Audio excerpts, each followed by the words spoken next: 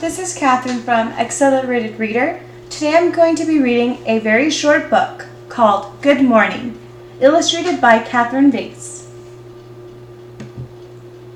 Time to wake up, Quacky Duck.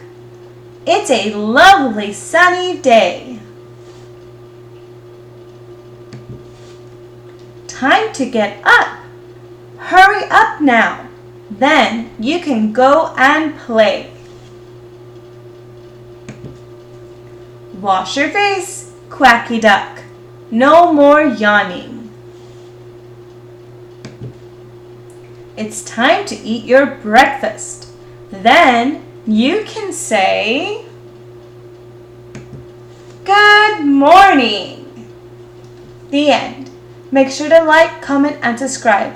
Let me know in the comments below what books you'd like for me to read next. As always, thank you for listening.